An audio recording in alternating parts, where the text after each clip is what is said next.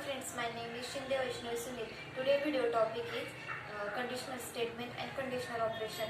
Learning objective: become familiar with the idea of conditional statement and know how to create program containing optional operation through the use of conditional statement.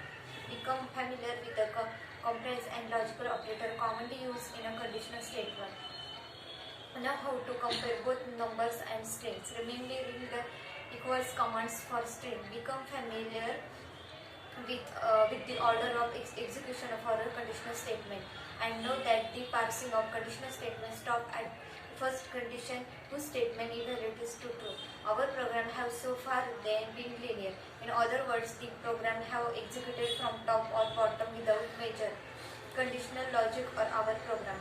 By this means, functionality gains one weight or another dependent on the state of the program or variable. The branch of the execution of program based as user input for the VNUT is something known as a conditional statement.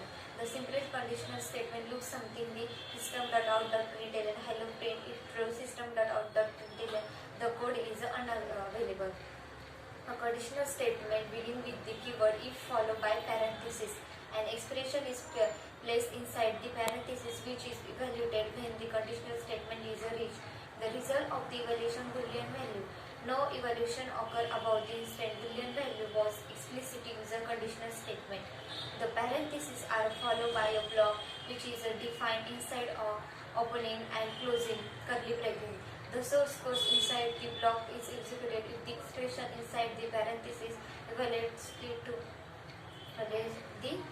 Next one is if expression the conditional statement evaluates to true, the execution of a program progresses to the block defined by the conditional statement. In the example above, the conditional is if the number variable is greater than 10.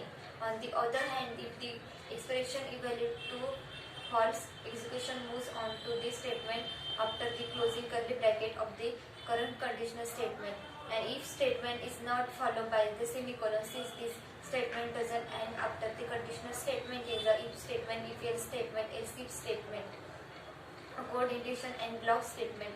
A code block refers to the section enclosed in a pair of curly bracket. The source file containing the program includes the string public class, which is followed by name of the program and opening curly bracket of the block. The block ends a closing bracket in the program block is highlighted.